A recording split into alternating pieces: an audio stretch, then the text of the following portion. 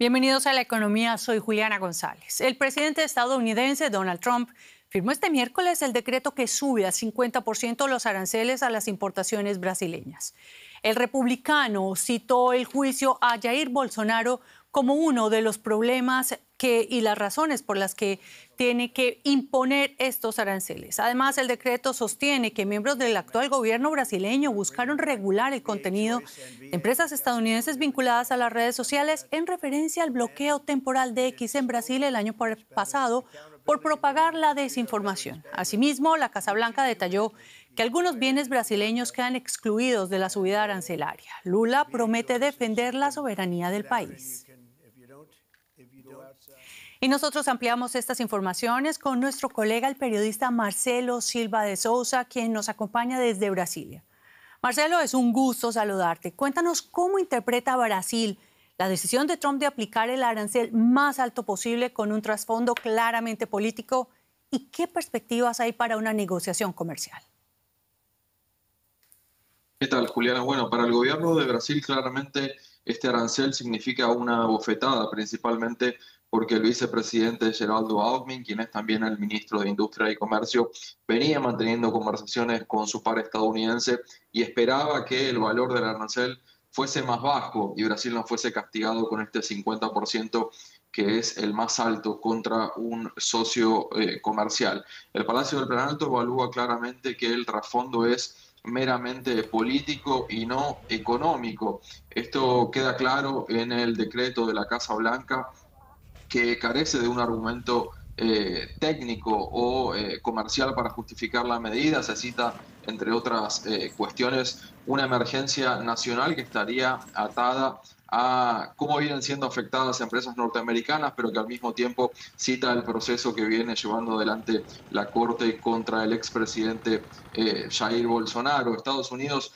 tiene de hecho un superávit comercial, lo ha tenido con Brasil desde el año 2009, con más de 400.000 millones de dólares acumulados en 15 años. Y la visión en este momento del gobierno brasileño es seguir sentado en la mesa de negociación, pero hasta ahora sin una contraparte para negociar, básicamente porque Brasil no tiene en estos momentos mucho para ofrecer, sobre todo en las cuestiones políticas, porque el gobierno de Lula entiende que una amnistía, por ejemplo, para el expresidente Jair Bolsonaro significaría una cesión de la soberanía, por lo cual Brasil seguirá sentado en la mesa de negociación esperando para que baje la tensión política y poder negociar aspectos meramente comerciales. Y a propósito, Marcelo, de esos aspectos meramente comerciales, vemos que la medida no va a impactar por igual a todos los productos. ¿Qué impacto concreto tendrán estos aranceles en la economía brasileña si se quedan como están? ¿Y cuáles productos quedan exentos de la medida y cuáles resultan más afectados?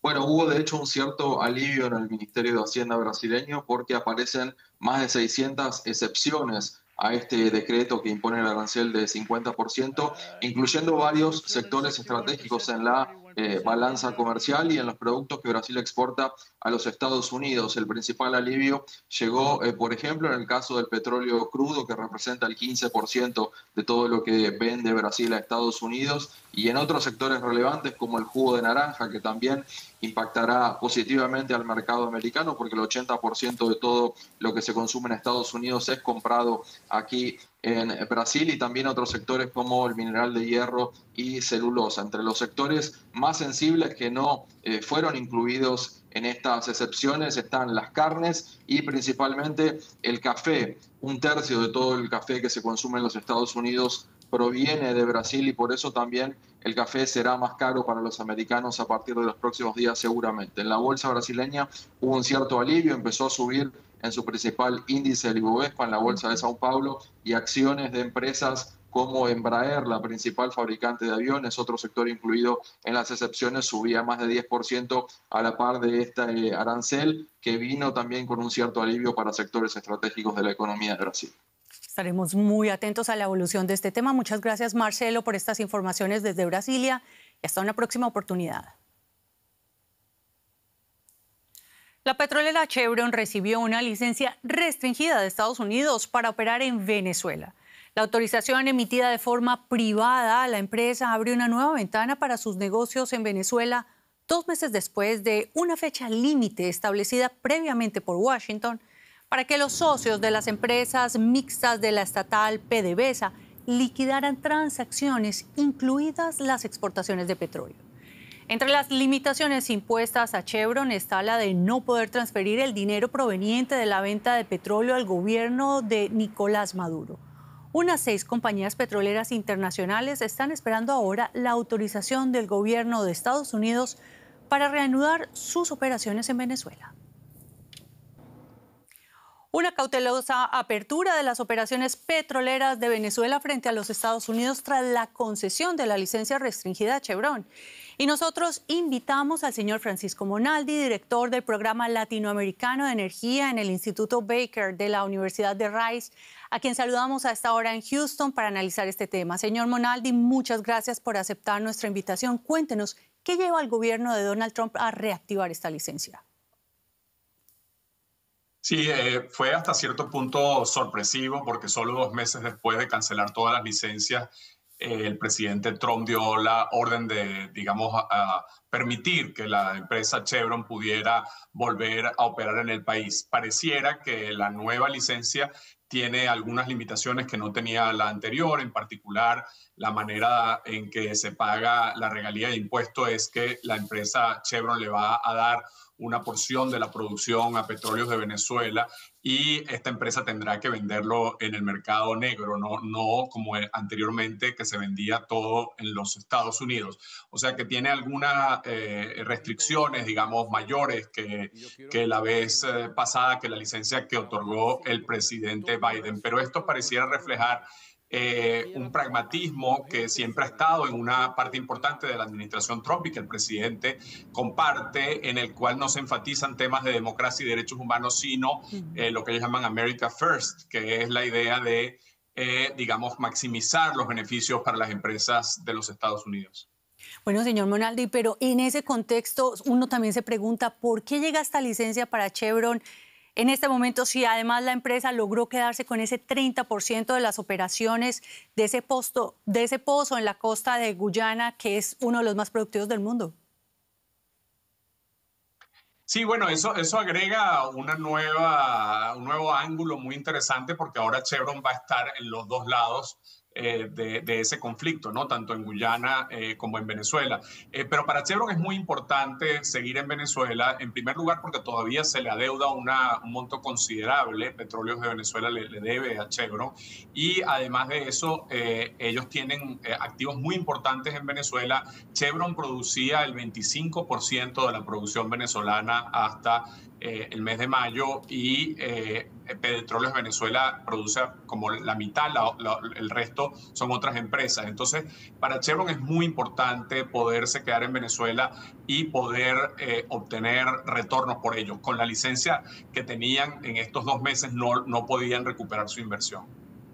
Señor Monaldi, esto es un tema en desarrollo del cual veremos las aristas en el mediano y largo plazo. Muchas gracias por estos análisis. Francisco Monaldi, director del Programa Latinoamericano de Energía de la Universidad de Rice. Gracias. La Reserva Federal anunció este miércoles que mantiene la tasa de interés. 2 de los funcionarios, sin embargo, se desmarcaron de la decisión y apoyan una rebaja de tasas, en la misma línea de las presiones del presidente Trump. Pero Jerome Powell volvió a defender la independencia de la entidad y aseguró que la Fed está buscando el momento correcto. Este miércoles, Donald Trump también celebraba el repunte del 3% del PIB en el segundo trimestre del año, luego de la contracción entre enero y marzo. El repunte del PIB reflejaría la subida en el gasto de los consumidores. Las empresas, por su parte, frenaron el gasto debido a la incertidumbre que generan los aranceles.